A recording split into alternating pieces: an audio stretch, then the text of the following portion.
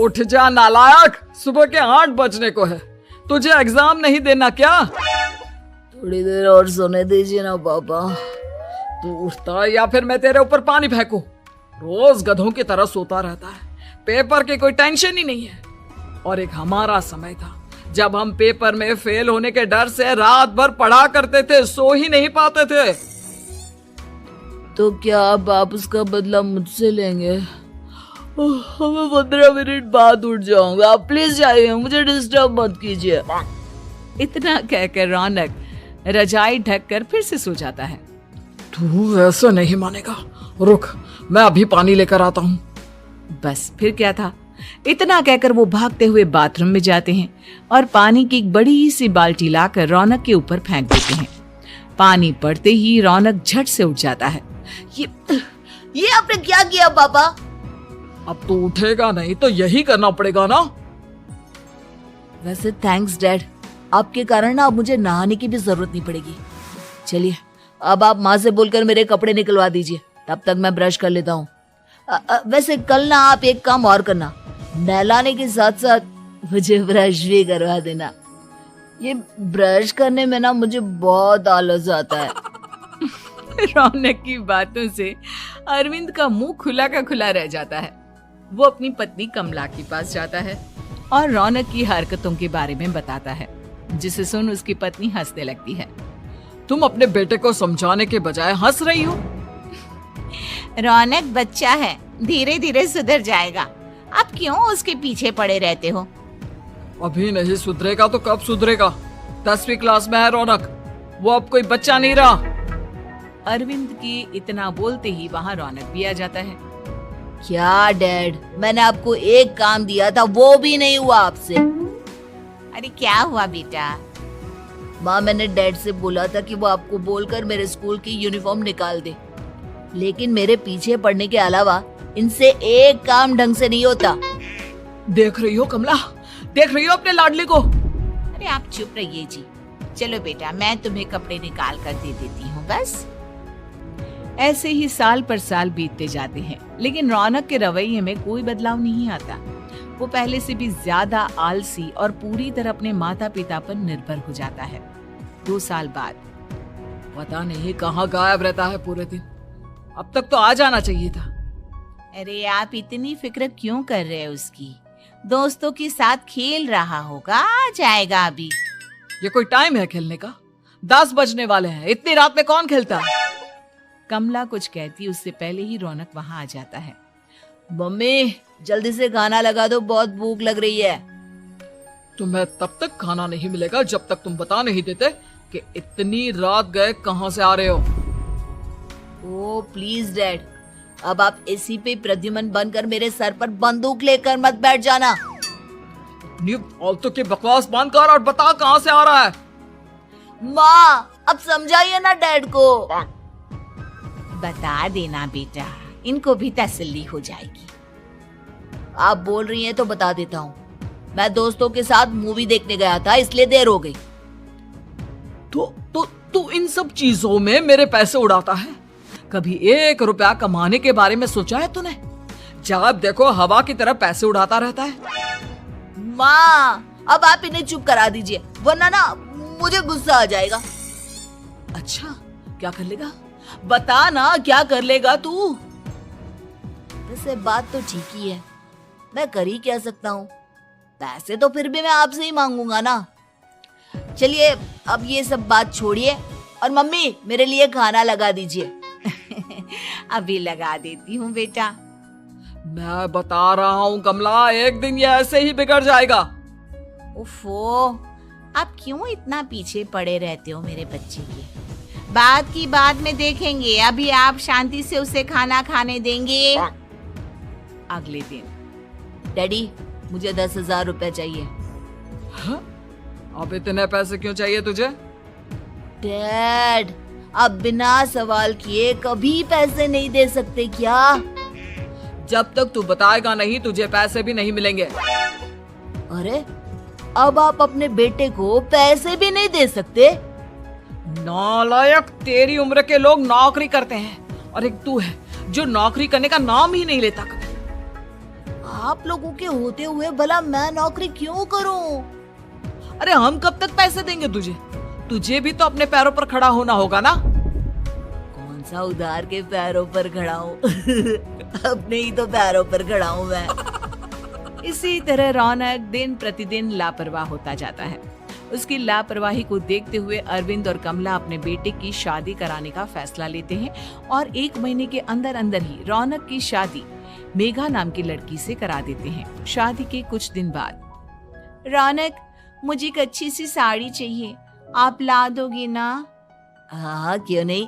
कितने तक की आती है साड़ी? यही करीब 5,000 तक की। तुम चिंता मत करो, मैं आज ही डैडी से पैसे मांगकर तुम्हारे लिए साड़ी ले आऊंगा। आप कब तक ऐसे ही अपने पापा से पैसे मांगते रहेंगे? कोई अच्छी सी नौकरी क्यों नहीं कर लेते आप? अरे डैड के होते हुए मुझे नौकरी करने की जरूरत ही क्या है? पर आप ऐसे कब तक उनसे पैसे मांगते रहेंगे? कुछ आपको अपने दम पर भी तो करना होगा ना। अब तुम भी बाकी लोगों की तरह मुझे ज्ञान देना शुरू मत कर देना। साड़ी चाहिए ना तुम्हें, मिल जाएगी बस। इतना कहकर रौनक अपने पिता से पैसे मांगने चला जाता है। डैडी, मुझे 5,000 रुपया चाहिए। अब 5,000 क्यों चाहिए तुझे? वो मेघा को साड़ी चाहिए थी। अरविंद आगे बिना कुछ कहे चुपचाप उसे पैसे निकाल कर दे देता है। कुछ दिन बाद, तुम्हें नहीं लगता कमला, रौनक हम पर पहले से भी ज्यादा डिपेंड हो गया है? मुझे तो अब उसके भविष्य की चिंता होने लगी है। कल को हमें कुछ हो गया तो वो क्या करेगा? काश तुमने पहले ये सोच लिया होता तो आज हमारा बेटा इतना लापरवाह नहीं होता। तब मुझे कहाँ पता था कि मेरा लाड प्यार उसे इतना बिगाड़ देगा कि वो इस हद तक लापरवाह बन जाएगा। कोई बात नहीं, अभी भी देर नहीं हुई। मुझे पता है उसे कैसे सुधारा जा सकता है। कैसे? अरविंद कुछ कहता उससे पहले रौनक वहां आ जाता है और पैसों के लिए हाथ फैलाने लगता है। डैड, मैं और मेघा बाहर घूमने जाना चाहते हैं। अरे वाह, ये आज सूरज कहाँ से निकला है? Dad please. अच्छा चलो अब मुद्दे की बात करो। मुझे अब 25,000 चाहिए। अब तुम्हें 1 रुपया भी नहीं मिलने वाला। अगर तुम्हें पैसों की इतनी ही जरूरत है तो कोई ढंग की नौकरी कर लो। मम्मी, आप कुछ कहिए ना डैड को। बेटा, वो गलत क्या बोल रहे हैं? ये सब हम तेरे भले के लिए ही तो कर रहे हैं। मम्मा, मैंने बताया ना आपको, मुझे नहीं करनी कोई जॉब वॉब। तो ठीक है, निकल जाओ हमारे घर से। तुम्हारे जैसे लोगों के लिए मैंने ये घर खड़ा नहीं किया है। जितना ये घर आपका है ना, उतना ही मेरा भी है। मैं कहीं नहीं जाने वाला। जाना तो पड़ेगा ही तुझे, क्योंकि अब मैं तेरा कोई भी खर्चा नहीं उठाने वाला।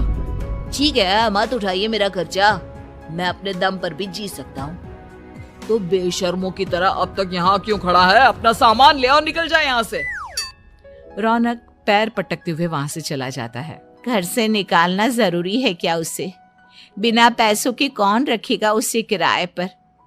अगर उसका भविष्य सुधारना है तो हमें अपने दिल पर पत्थर रखकर ये कदम उठाना ही होगा।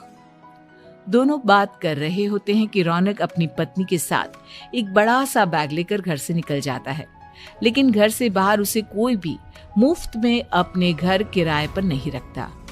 अंत में थक हार कर वो फिर से अपने घर चला जाता है। क्या हुआ?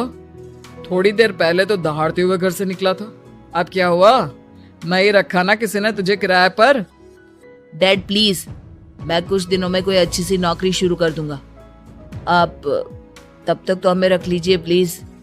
सुबह से रात हो चुकी है लेकिन कोई हमें रखने को राजी नहीं है। अब आप ही बताइए, इतनी रात को मैं मेघा को लेकर कहाँ जाऊंगा?